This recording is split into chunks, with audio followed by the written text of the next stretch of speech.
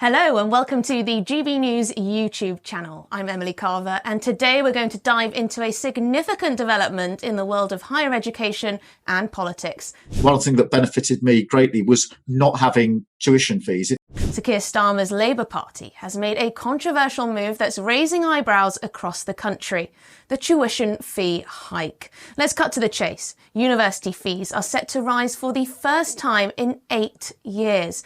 Education Secretary Bridget Phillipson is expected to announce an increase in line with the retail price index inflation. This means that from September 2025, A-level students currently applying to universities will be facing higher costs for their education.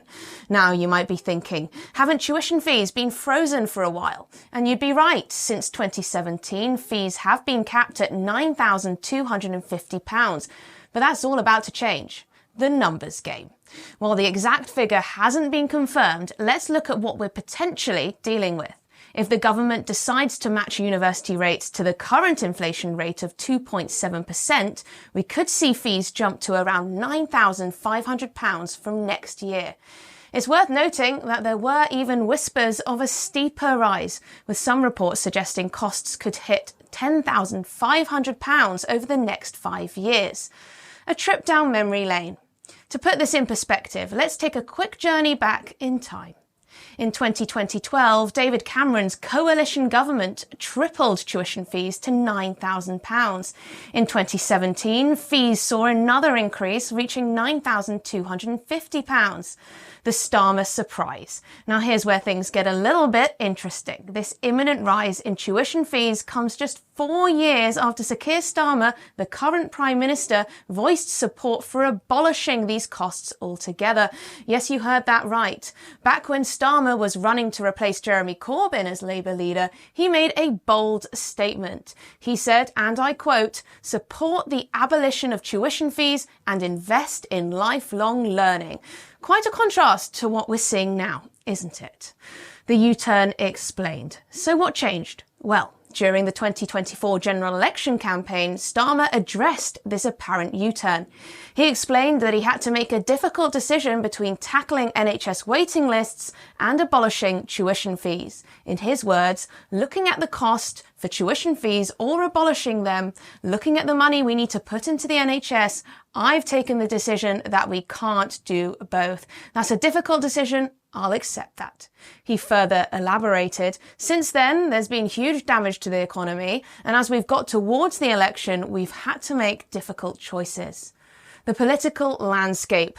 Well, now let's consider the political implications of this move. Labour has traditionally enjoyed strong support among young voters. In fact, in the 2024 general election, 2 in 5 18 to 24-year-olds have voted Labour. That's a significant chunk of the youth vote. So here's a breakdown of how young voters aligned in that election. Well, 41% voted Labour, 18% voted for the Green Party, 16% voted for the Liberal Democrats, 9% voted Reform, and only 8% voted for the Conservative Party. Well, the bigger picture.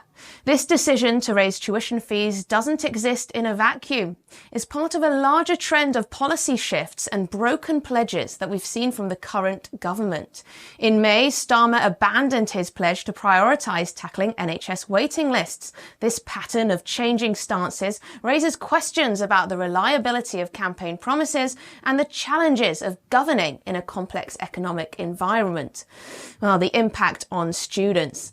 Let's not forget who's at the centre of all of this. It's students. For those currently in A-levels and planning their university careers, this news adds yet another layer of complexity to their decision.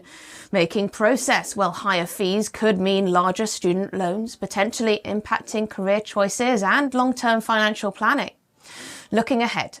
As we move forward, there are several questions we need to keep in mind. 1. How will this fee increase affect university enrolment numbers? 2. Will we see a shift in the subjects students choose to study, perhaps favouring those with higher earning potential?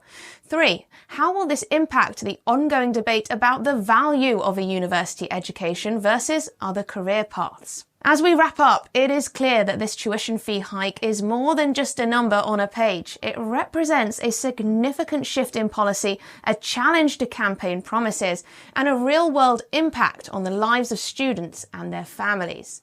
While the government argues that these are necessary measures in a challenging economic climate, critics will undoubtedly question whether enough is being done to support access to higher education.